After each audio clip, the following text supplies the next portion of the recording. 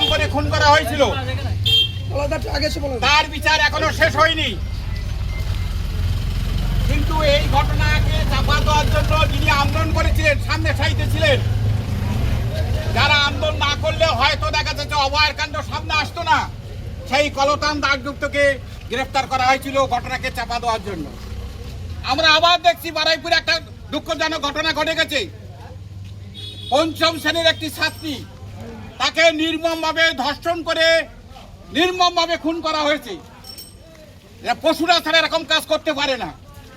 এবং সেই ঘটনাকে কেন্দ্র করে ওখানকার যারা মানুষ, প্রথমে প্রশাসনকে জানানো হয়েছিল, জানিয়েছিল তারা, কিন্তু প্রশাসন ঠিকমতো ব্যবস্থা, তৎকালীন সময় ঠিকমতো ব্যবস্থা না নেওয়ার জন্য এলাকার মানুষ তারা খোঁজাখুঁজি করে পরবর্তীকালে যারা এই ঘটনার সঙ্গে যুক্ত তাদের কয়েকজনকে ধরে ফাঁড়িতে পৌঁছে দেয়, পুলিশ ফাঁড়িতে পৌঁছে দেয়। কিন্তু দুর্ভাগ্যের বিষয়, একজন শাসক দলের একজন নেতা, স্থানীয় নেতা, তার কথা মতো দেখা যায় তাদেরকে সেখান থেকে তিনি তাদের ছাড়িয়ে আনেন। প্রশাসন যদি সেই সময় ব্যবস্থা নিত তাহলে আজকের বারুইপুরে যে ঘটনা ঘটেছে এইরকম ঘটনা ঘটতো না। পরবর্তীকালে এইটা নিয়ে সাধারণ মানুষ যে আমরা দোষীকে ধরে দিলাম, কিন্তু পুলিশ প্রশাসন ছেড়ে দিল, মানুষ উত্তেজিত হয় এবং পরবর্তীকালে ওখানে একটা দুঃখজনক ঘটনা ঘটে গেছে। সেই ঘটনার সঙ্গে যারা জড়িত আছে উপযুক্ত তদন্তপূর্বক তাদের শাস্তি দেওয়া হোক, যারা ধর্ষণ করেছে তাদের শাস্তি দেওয়ার ব্যবস্থা করো, যে প্রশাসনের গাফিলতির জন্য এটা হয়েছে যদি তারা দোষী সাব্যস্ত তাদের শাস্তি দেওয়ার ব্যবস্থা করা হোক, এবং যারা এই ঘটনার সঙ্গে যুক্ত তাদের শাস্তি দেওয়ার ব্যবস্থা করা হোক। কিন্তু দুর্ভাগ্যের বিষয়, যিনি এই আন্দোলনের একটা অংশ হিসেবে ছিলেন, আমাদের বারুইপুরের প্রার্থী, বিধানসভার প্রার্থী ছিলেন লায়েক আলী, তিনি আমাদের পার্টির জেলা কমিটির সদস্য, তিনি যাতে জনগণ উত্তেজিত না হতে পারে, মানুষের ক্ষোভকে প্রশমন করা পুলিশের সঙ্গে চেষ্টা করেছেন। তার অনেক দেখা যাচ্ছে ফুটেজ আছে, তিনি পুলিশের সামনে থেকে, পুলিশের পাশে থেকে মানুষকে শান্ত করার চেষ্টা করেছিলেন। কিন্তু দুর্ভাগ্যের বিষয়, পরবর্তীকালে ওখানে কয়েকজন অ্যারেস্ট হলো, একজনকে এনকাউন্টারে মারা হলো, যিনি ওই ঘটনাটা প্রত্যক্ষদর্শী, তাকে এনকাউন্টারে মেরে দেওয়া হলো।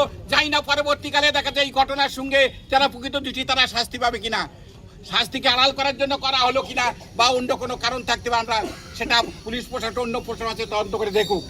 আমরা মনে করি এইভাবে এনকাউন্টার করে মারা ঠিক না। যারা প্রকৃত দোষী তাদের 1 মাস বা 3 মাসের মধ্যে ফাঁসি দেওয়ার ব্যবস্থা করো, যারা এইরকম জঘন্য কাজ করতে পারে।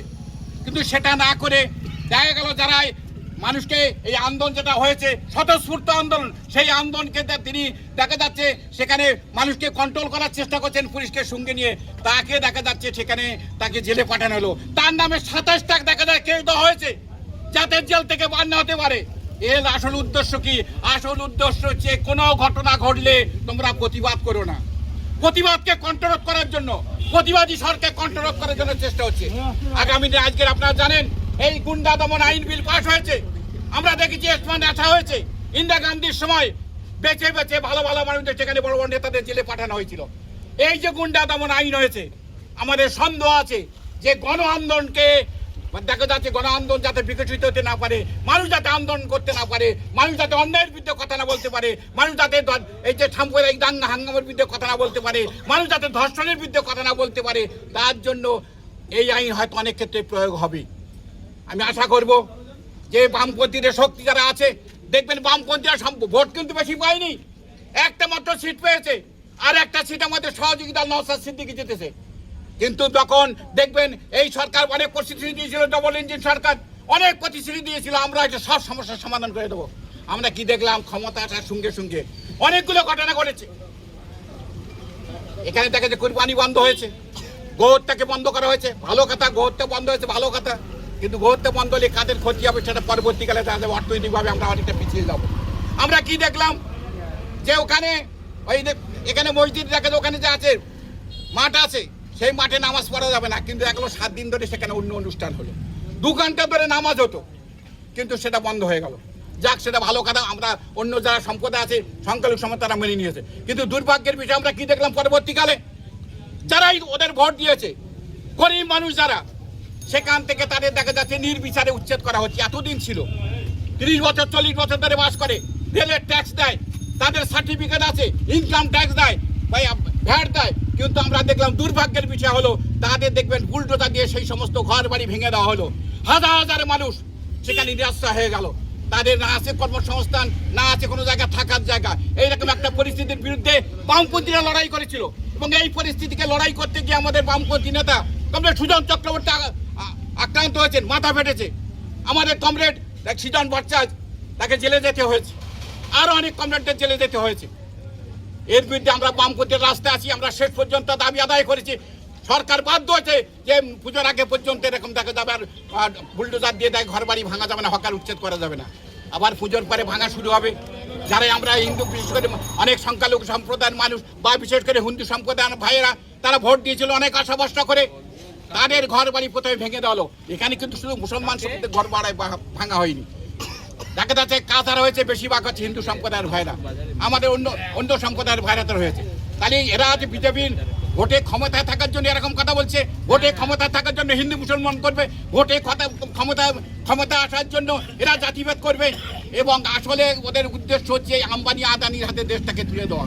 ওখানে আম্বানি আদানিদের বড় দোকান থাকলে রেল স্টেশনে কোনো অসুবিধা হবে না, অসুবিধা হবে গরিব মানুষদের। সেই জন্যে এই লড়াই আমাদের চলছে। আগামী দিনে অনেক লড়াই করতে হবে। বামপন্থীদের আক্রমণ নেমে এসে আরো বামপন্থীদের আক্রমণ হবে। যত বামপন্থীদের আক্রমণ হবে, লাল ঝান্ডা তত জোরাল হবে, আন্দোলন জোর হবে। আমি আশা করব অনেক আমাদের প্রতিকূল পরিস্থিতির মধ্যে আগামী দিনে হাঁটতে হবে। বিশেষ করে আমি সবাইকে বলবো, আমরা এখানে দীর্ঘদিন ধরে যুগ যুগ ধরে আমরা হিন্দু মুসলমান ঐক্যবদ্ধভাবে বাস করে আসছি। আমাদের মধ্যে কোনো ভেদাভেদ ছিল না। একের অনুষ্ঠানে আমরা অন্য গেছি, অন্যের অনুষ্ঠানে আমরা গেছি, একই সঙ্গে ভাত খেয়েছি, একই থালা দেখা যাচ্ছে, পাশাপাশি আমরা খাই রেখেছি, আমাদের কোনো ভেদাভেদ ছিল না। কিন্তু দুর্ভাগ্যের বিষয়, গত 15 বছর ধরে এর কিছু পরিবর্তন হয়েছে। আবার এই যে সরকার এসছে, সেটাকে ভেঙে তছনছ করে দেওয়ার চেষ্টা হচ্ছে। আমাদের সাম্প্রদায়িক ঐক্য বজায় রাখতে হবে, মাথা আমাদের ঠান্ডা রাখতে হবে। মাথা ঠান্ডা রেখে আমরা হিন্দু মুসলমান ঐক্যবদ্ধভাবে গরিব মানুষের লড়াই, গরিব মানুষের যে সংগ্রাম, সেই সংগ্রামকে আমরা বিকশিত চেষ্টা করব। এবং সাধারণ গরিব মানুষের উপর যে অত্যাচার আসবে, তার বিরুদ্ধে লাল ঝান্ডা ছিল, আছে এবং আগামী দিনে থাকবে। এই দাবি রেখে সবাইকে ধন্যবাদ জানিয়ে আজকের মতো আমাদের এই কর্মসূচি শেষ করা।